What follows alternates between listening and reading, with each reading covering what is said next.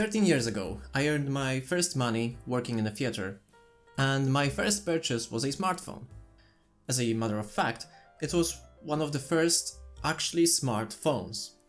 The Samsung Galaxy S. The one without a number. The original.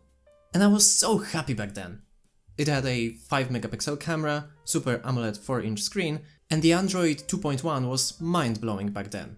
And the years went by, the world of smartphones was evolving, and it was an incredible roller coaster of great and not so great ideas. I remember the Samsung Galaxy camera, the Samsung Galaxy Beam with a built-in projector, LG Wing with a rotating screen. There were Oppo phones with weird moving cameras, or the Xiaomi Mi Mix Alpha that was never released, but it was a working prototype. The world of Android is crazy and exciting. And then there's Apple with their iPhones.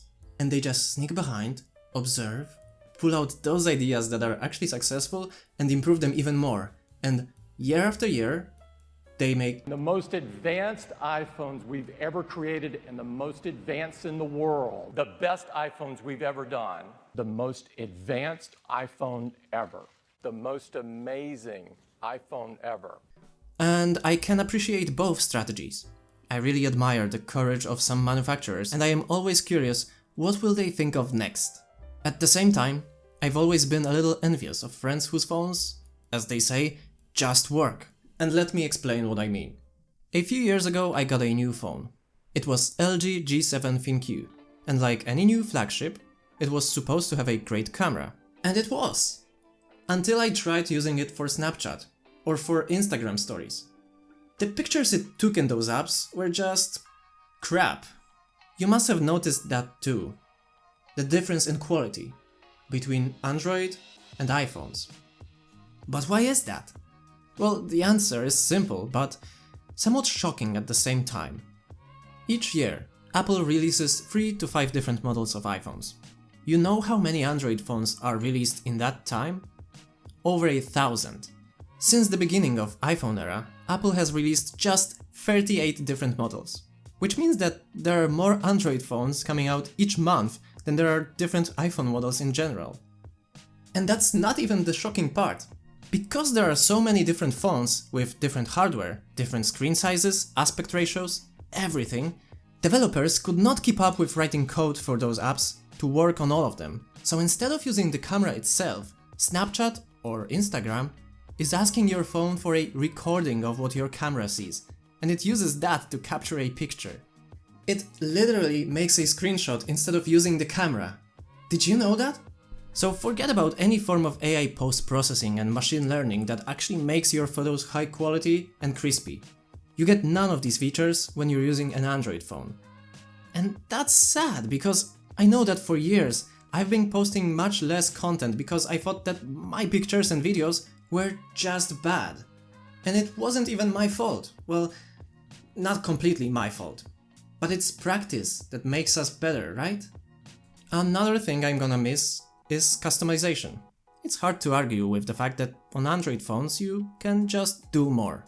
Since the screens got bigger, I have started to put my most important apps on the bottom of the screen, leaving an empty space above them where it would be hard for me to reach them anyway. On an iPhone, you simply cannot do that. Or rather, you cannot do that simply. Because there are apps that can create empty blocks, kind of like invisible widgets that fill those spaces between. But it's not ideal because each time you move your screen, you're gonna notice those parts moving differently than the rest of the screen. For me, it would be too frustrating.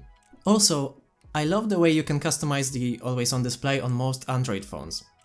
It's great that iPhone 14 Pro finally has this function as well, and those widgets showing you the battery status of your devices or the time of the sunset, great idea. Also, this clock hiding behind different layers of your photos is almost iconic now, but this is where you run out of options. Now let's take a look at the Android version. Here you have different types of clocks. You can type in a motivating message or put some beautiful animated pictures. If that isn't enough for you, you can buy more custom stuff or get some for free. Possibilities are almost endless.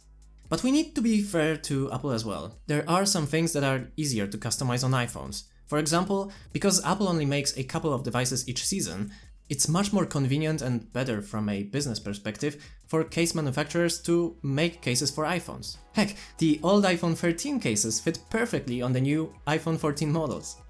Also, iPhone users are statistically more likely to buy accessories for their devices. This is why when you go to a store, there are always cases for iPhones. If you are looking for a case for a Xiaomi or Oppo, wish you luck. You are dependent on a custom order and a few days of waiting. Now, there is one last reason why I'm switching to iPhone. I've grown.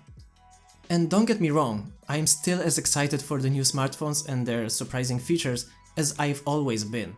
It's like Legos for me. I'm equally in love with the Lego Eiffel Tower as I am for the Lego Pirate Ship set.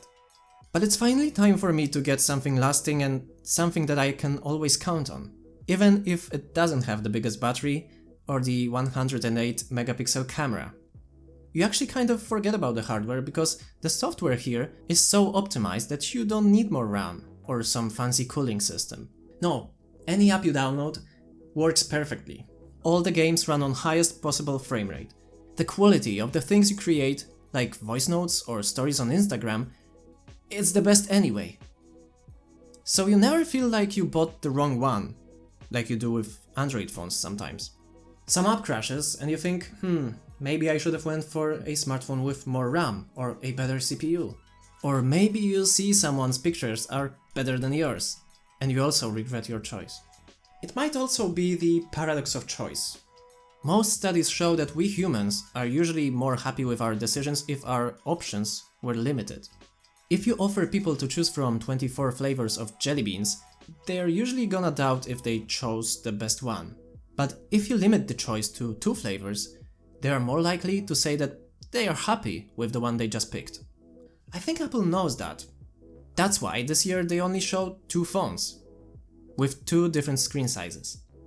And now compare it to Samsung. Samsung has the Galaxy Z line, the Galaxy S, Galaxy Note, Galaxy A, Galaxy M, Galaxy J. That's too much, it's confusing.